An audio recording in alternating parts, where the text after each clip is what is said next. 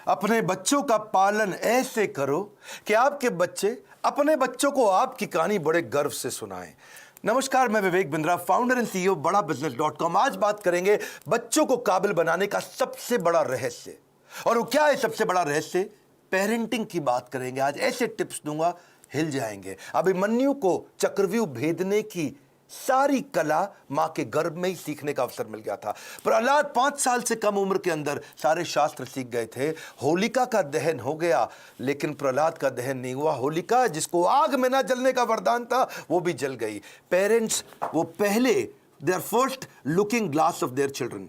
So to be in your child memory, बच्चों की memory में रहने के लिए आपको उनके जीवन में रहना पड़ेगा। सबसे पहले, कितने भी झगड़े हो माता पिता के आपस में निपटा देने चाहिए। पेरेंटिंग है, मदरिंग फादरिंग नहीं है। मदर अकेले फादर अकेले नहीं, पेरेंटिंग दोनों चाहिए है। नुकसान बड़ा हो जाता है, वरना 1 साल तक बोलना और चलना सिखाते हो छोटे बच्चे को। आप 1 साल तक उसको बोलना चलना सिखाते हो, बोलो बोलो बेटा बोलो, सीखता है। और उसके बाद आगे कई साल तक आप उसको बोलते हो चुप बैठो चुप बैठो चुप बैठो चुप बैठो। बोलना भी बंद, चलना भी बंद, चुप बैठो चुप बैठो चुप बैठो। तो क्यों सिखाया 1 साल तक बोलो चलो, अब बोल रहे हो चुप बैठो। बच्चों को यह मत सिखाओ कि वो क्या सोचे, ये सिखाओ कि वो कैसे सोचे। Because a badly parented child is a lost child. परवरिश की परख जो होगी ना आपकी, वो इस बात से होएगी कि बुढ़ापे में वो आपका कितना साथ देने वाले हैं। खराब परवरिश के कारण उसके सोशल स्किल वो खत्म हो जाते हैं, अनरिलायबल हो जाता है, अनस्टेबल, केयरलेस बच्चा होता है, आर्ग्यूमेंटेटिव होता है। आपका बच्चा रिजिड हो गया, जिद्दी है, रूड है, इनडिसिप्लिन्ड है, एंटी सोशल बिहेवियर हो रहा है, उसका अकेलापन महसूस करता है, कभी कभी पेसिमिस्टिक है, सेल्फ डिफीटिंग थॉट्स आते हैं, सीक्रेटिव है, बताता नहीं बातें अपनी, छुपाता है आपसे, सब कुछ छुपाता है, आपको दोस्त नहीं समझता, उसके अंदर फियर ऑफ फेलियर है। ये सब क्यों है? अगर आपकी पेरेंटिंग कमजोर है तो यही नुकसान होंगे। बच्चे बड़ों की बात सुनने में अच्छे नहीं होते, वो बड़ों को कॉपी करने में ज्यादा अच्छे होते हैं। भगवद गीता में कृष्ण ने कहा है, यद यद आचरति श्रेष्ठ तत्तद एव तरुजना। यद यद तत्तद, जैसा जैसा वैसा वैसा। मेरी बात समझिएगा, जैसा जैसा फादर कहेगा वैसा वैसा बच्चा नहीं करेगा, पर जैसा जैसा फादर करेगा वैसा वैसा बच्चा अपने आप करेगा। क्या मतलब हुआ? अगर आप बोलोगे तो नहीं मानेगा, आप करोगे तो अपने आप करेगा। इसका मतलब बच्चे कॉपी करना जानते हैं, सुनना नहीं जानते। आप उन्हें इंस्ट्रक्शन मत दो, इंस्पिरेशन क्रिएट करो, वो अपने आप करेंगे। जैसा जैसा लीडर कहेगा वैसा वैसा फॉलोअर नहीं करेगा, लेकिन जैसा जैसा लीडर करेगा वैसा वैसा फॉलोअर अपने आप करेगा। और यही माता पिता और बच्चों के साथ भी होता है। एक बात समझिए कि greatest mark of parent is how they treat their child when no one is looking. जब कोई नहीं देख रहा हो, आप अपने बच्चों को कैसे डील करते हैं। 3 F याद रखिएगा। फर्म रहिए बच्चों के साथ, जो काम की बात है उस पर टिके रहिए, फेयर रहिए, जबरदस्ती सजा मत दीजिए, और फ्रेंडली भी रहिए, ताकि कभी सजा देनी भी पड़ जाए तो मित्रवत व्यवहार बना रहे आपका उसके साथ में। टेक्निकली ना 4 प्रकार के माता पिता होते हैं, मेरी बात को समझना। एक होते हैं अथॉरिटेरियन, जैसा बोला वैसा कर, जितना बोला उतना कर, ये अथॉरिटी है। एक होता है डेमोक्रेटिक, मिल बांट करके बात करते हैं, बच्चों की सुनते हैं। पहले के ज़माने में अथॉरिटेरियन चलता था, आजकल डेमोक्रेटिक ज़्यादा ठीक रहता है। डेमोक्रेटिक मतलब बच्चों को इन्वॉल्व करें, उनको इन्फॉर्म ना करें, बच्चों के साथ मिलकर चर्चा करें, उनके साथ समय बिताएं, उनकी भी सुने, अपनी भी सुनाएं। और एक और होते हैं परमिसिव, तेरा जो मन करता है कर ले, उसको जो चाहिए उसको दिला दिया, उसको जैसा गिफ्ट चाहिए उसको वैसा दे दिया, जो गाड़ी बाइक मांगता तुरंत दे दिया, जो मोबाइल चाहिए तुरंत दे दिया। परमिसिव, कोई मतलब ही नहीं है। लेकिन इससे भी ज़्यादा खराब है नेग्लेक्टफुल, अनइन्वॉल्व। वो क्या है? बच्चा क्या कर रहा है, किससे दोस्ती कर रहा है, किसके साथ उठता बैठता है, कोई जानकारी नहीं है, कंप्लीटली नेग्लेक्ट कर रहे हैं। आप कौन है? अथॉरिटेरियन है, जितना बोला उतना कर। डेमोक्रेटिक है, मिल बांट के रिश्ता बनाते हैं। परमिसिव है, जो करना है कर। नेग्लेक्टफुल, पता ही नहीं है कि क्या कर रहा है वो। तो 4 में से सबसे अच्छा है डेमोक्रेटिक पेरेंट होना। बिकॉज आप नहीं तो बच्चा बर्बाद हो जाता है, वो झूठ बोलना शुरू कर देता है। और अगर वो ज्यादा झूठ बोल रहा है, इसका मतलब आपने बहुत रिएक्ट किया था उसकी पुरानी गलतियों के ऊपर, और फिर वो सीक्रेटिव हो जाता है और अपनी बातें नहीं बताता। मैदान में हारा हुआ इंसान तो जीत सकता है, लेकिन मन से हारा हुआ इंसान कभी नहीं जीत सकता। तो मन से ना हारे बच्चा। अब सुनिए पेरेंटिंग के असली टिप्स। पहला टिप, इनकरेज करिए अपने बच्चे को, वो बचपन से इनोवेटिव थॉट प्रोसेस बिल्ड करें। उसको ऐसे प्रश्न पूछिए कि वो इनोवेशन बिल्ड कर सके। दूसरा, उसके साथ बैठ के किताबें पढ़िए और अच्छे वीडियोस देखिए। ये नहीं उसको बता दिया, उसके साथ बैठिए, खुद भी पढ़िए, चर्चा करिए उसके साथ में। तीसरा, कुछ क्वेश्चनिंग का आपस में फॉर्मेट बिल्ड करिए, म्यूचुअल क्वेश्चनिंग, कुछ वो आपसे पूछे, कुछ आप उससे पूछो, और खास तौर से आप उससे पूछो, वो आंसर करे, ज़्यादा बोलेगा, रिलेशनशिप बनेगा। प्ले विद योर चाइल्ड, उसके साथ खेलिए, फ्रेंडशिप इज द की। उसकी दोस्ती हो गई तो आपसे कभी मन नहीं चुराएगा। अगला मेरा पॉइंट है बजटिंग। बच्चे को बजटिंग सिखाओ, उससे उसके इमोशनल रिक्वायरमेंट कम होगी, इंटेलेक्चुअल कैपेबिलिटी बढ़ेगी। बजटिंग का मतलब क्या हुआ, आप उसको बता सकते हो कि भाई तुम्हें 500 रुपया हफ्ता दूंगा, उदाहरण है, आप अपनी कैपेसिटी के हिसाब से डिसाइड कर लो। 500 रुपया हफ्ता मतलब 2000 रुपया महीना मिलेगा तुमको। अब तुम्हें कोई गेम खरीदनी है, कोई खिलौना खरीदना है, बहुत इच्छा कर रही है, लेकिन तुम्हारे बजट में नहीं आता, तो तुम एक महीना रुको, अगले महीने जब तुम्हारे पास 2000 की जगह 4000 हो जाएंगे तब खरीद लेना। अगर वो 6000 का है तो 3 महीना रुको, 3 महीने बाद खरीद लेना, पैसा इकट्ठा करो। इससे वो अपनी इमोशनल डिजायर्स को रेगुलेट करना सीख पाएगा। उसको बचपन से आपने थोड़ा थोड़ा फाइनेंस सिखा दिया, वो बचपन में ही कैलकुलेटर लेकर के समझने लग जाएगा, हिसाब लगाने लग जाएगा। उसको लर्निंग, स्पीकिंग, रीडिंग, राइटिंग, इसको बोलते हैं LSRW, इसकी प्रैक्टिस कराओ। अब कभी भी अगर कोई कहानी भी सुनानी हो बच्चों को, तो कहानी किसकी सुनाओ, कुछ हेल्दी फूड के बारे में, खाने की ईटिंग हैबिट्स के बारे में, या कुछ सक्सेस के बारे में कहानी सुनाइए। क्वेश्चन आंसर की टेक्निक बहुत काम आती है। उसको सिनेरियोज देकर के क्वेश्चंस करो कि अगर ऐसा हो तो क्या करना चाहिए, ऐसी परिस्थिति में क्या करना चाहिए, तो वो सोचेगा। जब वो अच्छा सोचेगा, उत्तर देगा आपको, तो अपने आप सफल होगा। उसको पैशन ओरिएंटेड कंटेंट दिखाओ। उसका वीडियो गेम खेलने का मन करता है, उसके अंदर देखो स्किल क्या है, उस स्किल के हिसाब के वीडियोज उसके साथ बैठ के देखो, उस स्किल के हिसाब के उसको स्किल की ट्रेनिंग भी दिलाओ। उसको अगर वो बाहर खेलने नहीं जा रहा है, अंदर केवल कंप्यूटर गेम पे लगा है, या केवल बाहर खेलने जा रहा है और कंप्यूटर पे बिल्कुल नहीं बैठता, इक्वल वेटेज दो। कंप्यूटर गेम्स से भी बच्चे का माइंड शार्प होता है, और बाहर भी खेलने जाए। यानी कि फिजिकल और इंटेलेक्चुअल दोनों कैपेबिलिटीज उसकी बिल्ड करनी जरूरी है। आप उसको अलग अलग सिनेरियो के जब क्वेश्चंस करते हो ना, तो उसमें रिस्क और फेलियर को भी थोड़ा थोड़ा आने दो उसकी लाइफ में। थोड़ा स्मॉल रिस्क, स्मॉल फेलियर आने दो, तभी बाउंस बैक करना सीखेगा। उससे वो प्रॉब्लम सॉल्व करनी सीखेगा, और problem solving is a game changer. मेरा एक इंपॉर्टेंट सजेशन है, अपने बच्चे के साथ में मोटिवेशनल कंटेंट बैठ करके कंज्यूम करें, यानी इससे उसका कैन डू एटीट्यूड बढ़ेगा। मैं भी कर सकता हूं। मोटिवेशनल कंटेंट के लिए जो भी अच्छे वीडियोस हैं, केवल मैं मेरे वीडियोस नहीं बोलता हूं, कई प्रकार की इंस्पिरेशनल स्टोरी बेस्ड वीडियोस आते हैं, कई एनिमेटेड वीडियोस होते हैं। उसके साथ बैठो, देखो, उससे पूछो आपने क्या सीखा, फिर आप बताओ आपने खुद क्या सीखा, फिर वो बताए उसने क्या सीखा। तो इससे उसके अंदर कैन डू एटीट्यूड बिल्ड होगा, और हो सके तो थोड़ा ऑर्गेनाइज करने में उसकी मदद करो। उसके साथ बैठ करके देखो, अपने आप बच्चा ऑर्गेनाइज कभी नहीं होगा। बेड लगाना तो आप मत लगाएं, अगर आप माँ हैं, बच्चे को साथ में लगाएं कि हम दोनों मिलकर आज बेड लगाएंगे, हम दोनों मिलकर आज अलमारी सेट करेंगे, हम दोनों मिलकर आज वॉशरूम साफ करेंगे, हम दोनों मिलकर के आज अपनी स्टेशनरी को ऑर्गेनाइज करेंगे, हम दोनों मिलकर के आज किताबों के कवर चढ़ाएंगे। और उसके बाद धीरे धीरे आप उसको बोले अब तुम करके दिखाओ, पहले आप करो और वो करे साथ में, फिर उसके बाद उसको बोलो अब तुम अकेले करके दिखाओ मुझको। उसकी थॉट प्रोसेस अगर बिल्ड होना शुरू हो जाए तो उसको प्रेज करो, तारीफ करो। उसको कभी कोई स्टोरी सुनानी हो तो ग्रोथ माइंडसेट की स्टोरी सुनाओ। आपको उसकी तारीफ करनी, actions that are appreciated they get repeated. तो जिस एक्शन पे आप उसको अप्रिशिएट करेंगे, उस एक्शन को बार बार लेगा। जिस व्यवहार पे दोगे पुरस्कार, उसी को तो वो दोहराएगा बार बार। और आप क्या करें, जब भी चर्चा करनी हो, गोल ओरिएंटेड चर्चा करो, फ्री फ्लो चर्चा नहीं होनी चाहिए। और क्या मजे हो रहे हैं, बस आप लगे ही हुए, इसके बाद कुछ भी बात किए जा रहे हैं। सोचिए मैं इसको कैसा बनाना चाहता हूं, उस सब्जेक्ट की कहानियों पे चर्चा करो, गोल ओरिएंटेड। हाँ, बच्चे को माइक्रो मैनेज मत करिएगा कभी भी।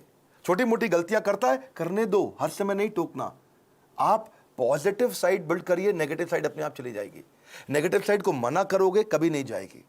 तो इसलिए पॉजिटिव सोल्यूशन ओरिएंटेड क्वेश्चन पूछो। अगर वो कोई गलती कर भी देता है, बताओ मत तूने ये गलत किया, उससे पूछो इसको और अच्छे से कैसे कर सकते थे बेटा, इससे अच्छा तरीका क्या है, ये क्या है, पॉजिटिव सोल्यूशन ओरिएंटेड क्वेश्चन। बेटा आपको क्या लगता है सबसे इंटेलिजेंट बच्चे इसको कैसे हैंडल करते, बेटा आपको क्या लगता है सबसे अच्छा तरीका इसको करने का क्या हो सकता है। तो वो बेचारा कंपल्शन में आपको सही आंसर देगा। जब वो बार बार सही आंसर देगा, बार बार सही आंसर देगा, तो उसके संस्कारों में बैठना शुरू हो जाएगा, और धीरे धीरे वो वैसे ही प्रैक्टिस में भी आ जाएगा उसके। इसके बाद इसी का तरीका, इसी को बोलते हैं इन्वॉल्विंग पेरेंट बनना, इन्फॉर्मिंग पेरेंट नहीं बनना है आपको। और तभी आप उसके सोशल स्किल और इमोशनल लर्निंग्स बिल्ड कर सकोगे। जो मैंने बजटिंग बताया था, मुझको याद आया, इससे उसकी इमोशनल ग्रेटिफिकेशन को आप डिले भी कर सकते हो। इमोशनल ग्रेटिफिकेशन डिले होगी तो बच्चा कहां से कहां पहुंच जाएगा। आप रूटीन बनाने का प्रैक्टिस करिए, पहले खुद का रूटीन बनाइए, तभी बच्चे का बनेगा। ये नहीं कि आप आजकल वर्क फ्रॉम होम में बिस्तरे पे पड़े हुए हैं तो बच्चा भी ऐसे ही लेटा रहेगा, बैठेगा, अपनी क्लास नहीं अटेंड करेगा वो। तो और क्योंकि आप स्ट्रगल करते हो रूटीन फॉलो करने में और वो भी ये स्ट्रगल करने लग गया, तो पूरा परिवार आगे बढ़ेगा, इंप्रूव करेगा। उसको अगर और स्टोरी सुनानी हो, जैसे मैं स्टोरी की बात बार बार कर रहा हूं, तो डिसिप्लिन की स्टोरी सुनाओ। और अगर वो डिसिप्लिन नहीं है तो चिल्लाओ मत, डिसिप्लिन की कहानी सुनाओ, तभी धीरे धीरे इंप्रूव करेगा बच्चा। अगर आपने उसको बोला ना, बेटा सॉरी बोलो, आंटी को सॉरी बोलो, बेटा तुम गलत कर रहे हो सॉरी बोलो, सॉरी बोलो, समझ नहीं आ रहा मैं कह रही हूं सॉरी बोलो, बड़ा बेकार बदतमीज बच्चा, सॉरी बोलो। तो वो क्या करेगा, उसको लगेगा सॉरी बोल दूंगा बच जाऊंगा, अच्छा सॉरी, उसको लगा ले मम्मी चुप हो गई, ठीक है आगे से मत करना। अब वो चला गया, उसको लगा देखो जल्दी बच के निकल गया मैं, सॉरी बोलो सॉरी बोलो सॉरी बोलो, कुछ नहीं होगा, सॉरी सोचो, सॉरी सोचो। डीलिंग ठीक नहीं करनी है, फीलिंग ठीक करनी है, कंटेंट ठीक नहीं करना है, इंटेंट ठीक करना है। फ्रूट्स बाद में मिलेंगे, पहले रूट्स चाहिए आपको। तो डिसिप्लिन की स्टोरी सुनाइए उसको, ताकि वो थॉट प्रोसेस बिल्ड हो जाए। पब्लिक में उसकी बेइज्जती कभी मत करो, आपको पब्लिक में उसकी तारीफ करो, बेइज्जती कभी करनी है, या बेइज्जती मतलब थोड़ा करेक्शन भी देना है तो प्राइवेट में करो, अकेले में करो। क्योंकि कंपेयर, कंप्लेन, क्रिटिसाइज ये कैंसर है, रिकॉग्नाइज, रिफॉर्म, रेक्टिफाई यही उसको ग्रोथ देगा। बात समझिए कि आप उसका नेचर बदल ही नहीं सकते, आपको नेचर बिल्ड करना है, नेचर बदलना नहीं है, नेचर डेवलप करना है आपको। कभी परेशान हो तो उसको हग करो, उसको पॉजिटिव टच दो अपना, तभी बात बनेगी आपकी। उसको नए नए प्रकार के स्किल सेट सिखाओ। आजकल तो कोडिंग बचपन से बच्चों को सिखा रहे हैं, 5 साल का बच्चा भी आजकल मोबाइल ऐप बनाने की तैयारी कर रहा है। Code academy, white hat junior, code monkey, code Avengers, ये बहुत सारे अपॉर्चुनिटीज है जहां से आप बच्चे को कोडिंग सिखा सकते हैं। उसकी सेल्फ एस्टीम की बकेट को आप भर पाओगे इससे। एक्चुअली सेल्फ एस्टीम से याद आया, एक होता है इमोशनल कप। हर बच्चे का एक इमोशनल कप होता है, इसको ऐसे समझो। जिस बच्चे का इमोशनल कप खाली हो जाता है वो बच्चा बहुत गलत डायरेक्शन में जाता है, जिसका इमोशनल कप भरा होता है वो हाई सेल्फ एस्टीम के साथ ठीक आगे चलता है। इसके लिए आपको love, affection, sense of security और अटेंशन देना पड़ेगा, उसका इमोशनल कप भरा रहे। अगर आपने उसके साथ खेले, फ्रेंडशिप किया, क्वालिटी टाइम दिया और प्रेम किया, उसको प्रेज किया, अप्रिशिएट किया, उसका कप भरा रहेगा। लेकिन अगर आप उसको पब्लिक में बेइज्जती किया, क्रिटिसाइज किया, एब्यूज किया, निगलेक्ट किया, उसका ह्यूमिलिएशन किया, उसको पनिशमेंट दिया बिना किसी रीजन के, वो अकेलापन महसूस करता है, फेलियर महसूस करता है, रिजेक्टेड महसूस करता है, उसका इमोशनल कप खाली हो जाएगा बिल्कुल। और फिर वो इमोशनल कप भरने के लिए कहीं बाहर जाएगा, किसी और के पास जाएगा, गलत दोस्तों के पास जाएगा, गलत जगह पे जाएगा, गलत वेबसाइट्स खोलेगा, वो लोगों से अपने इमोशनल कप को भरने के लिए खींचेगा तरीके, मिसबिहेव करेगा अटेंशन गेन करने के लिए, मैनिपुलेट करेगा, जेलसी हो जाएगी उसको दूसरों को देख के। आइसबर्ग देखा है आपने? आइसबर्ग को समझो आप, इससे समझ आएगी आपको बात। आइसबर्ग होता है वो बर्फ की चट्टान जो समुद्र के अंदर होती है, लेकिन 10% दिखती है, 90% पानी के नीचे होती है। आइसबर्ग में पानी के नीचे बहुत बर्फ है, वो दिखती नहीं है, दिखती 10% है, खाली ऊपर ऊपर। बच्चों की ज़िंदगी भी ऐसी आइसबर्ग के जैसी है। अगर उनका एंगर, उनका स्क्रीमिंग, वो चिल्ला रहा है, वो कोई बात छुपा रहा है, वो वायलेंट हो गया है, अग्रेसिव हो गया है, वो रो रहा है, ये खाली 10% ऊपर दिख रहा है, इसके नीचे 90% बहुत कुछ था। उसकी एंग्जाइटी, फ्रस्ट्रेशन, उसका डिस्ट्रेस, उसका ट्रस्ट ना कर पाना, उसका फेलियर, उसका ग्रीफ, उसका अनश्योर होना, उसका स्ट्रेस में होना, अटैक्ड महसूस करना, उसका हर्ट महसूस करना, उसका वरिड, अलोन, लोनलीनेस फील करना, ये सब समुद्र के नीचे था। और समुद्र के ऊपर क्या है? थोड़ी सी बर्फ दिख रही है। आप उस बर्फ को लेकर ट्रीटमेंट कर रहे हो, जो नीचे दिखती हुई बर्फ को लेकर कर रहे हो, जो नीचे छुपी हुई बर्फ है, उसको ठीक करना है। इसलिए करेक्शन नहीं, इंस्पिरेशन। बच्चे, पता है, अगर आपको उनको सफल बनाना है, उनकी सफलता का स्कोर बोर्ड बना दो, गेमिफाई कर दो। इसको क्या बोलते हैं? Gamification of value inculcation. अगर आप उनमें संस्कार डालना चाहते हो तो गेमिफाई कर दो उसको। इसको गेम देखो, बिकॉज अगर स्कोर बोर्ड बना दोगे ना तो वो जीतना चाहेंगे। देखा आपने, क्रिकेट का स्कोर बोर्ड होता है, बास्केटबॉल का स्कोर बोर्ड होता है। जैसे स्कोर बोर्ड चालू होता है, बच्चे जल्दी खेलते हैं, एनर्जी से खेलते हैं। जब टेस्ट प्रैक्टिस मैच होता, क्रिकेट में भी पहली बॉल प्रैक्टिस बॉल फेंकते, सुना आपने? कौन खेलता है? उसने बल्ला घुमाता नहीं बच्चा, ठीक, क्या फर्क पड़ता है, आउट भी हो जाए तो भी कोई फर्क नहीं पड़ता। लेकिन जैसे ही स्कोर बोर्ड शुरू होता है, बच्चे जान लगा के खेलते हैं, अबे जीतना है अपने को, एनर्जी आ जाती है उनकी। वैसे ही आप भी कुछ इसको वैल्यू, संस्कारों को बिल्ड करने के लिए गेम क्यों नहीं बना देते? कोई टोकन लेके आओ बाजार से, उस पर 1 रुपया, 2 रुपया, 5 रुपया, 10 रुपया लिखो टोकन पे, और उनके साथ डिस्कस करो। अगर ये बिहेवियर करोगे तो तुम्हारे इस बॉक्स के अंदर मैं 2 रुपए का टोकन डालूंगी, 5 रुपए का डालूंगी, 10 रुपए का डालूंगी या डालूंगा अगर आप पिता हैं तो। और अगर तुमने ये गलत बिहेवियर किया तो ये टोकन बाहर निकल जाएगा, तुम्हारा रोज का स्कोर बोर्ड बनेगा शाम को। अगर वो सुबह टाइम से उठा तो 2 रुपया मिला, अगर उसने ब्रश टाइम से किया तो 2 रुपया मिला। रुपया मतलब पॉइंट, आपने बोला, मैं पॉइंट कह रहा हूं, उसको रुपया दें या पॉइंट दें, लेकिन बाद में उसको रिडीम करने का तरीका बना दो, है जी। अगर टाइम से होमवर्क किया तो 5 नंबर मिल गए या रुपया मिल गया। अगर आप वो समय से सोने चला गया तो 2 रुपया मिल गया। अगर वो समय से खाना खाएगा तो 7 रुपया मिल गया। अगर टेंट्रम करेगा तो काट लो, सामान फेंक रहा है इधर उधर तो काट लो, उसमें से निकाल लो, चिल्ला रहा है, गाली दे रहा है तो 7 रुपया निकाल लो। अगर मिसबिहेव कर रहा है माता पिता के साथ तो 10 रुपया निकाल लो। ओबे नहीं कर रहा आपकी बात, 7 रुपया निकाल लो। किसी को गाली देता है, थूक देता है किसी के ऊपर तो 10 रुपया निकाल लो। तो आपने तरीका निकाला। इससे क्या होगा, शुरू शुरू में तो पॉइंट के चक्कर में वो अच्छे बिहेवियर्स को प्रैक्टिस कर जाएगा, पर आने वाले समय के अंदर वो उसकी आदत बन चुकी होगी, वो उसके बिहेवियर में, उसकी प्रैक्टिस में आ चुका होगा, और फिर उसकी लाइफ से, इसको बोलते हैं गेमिफिकेशन।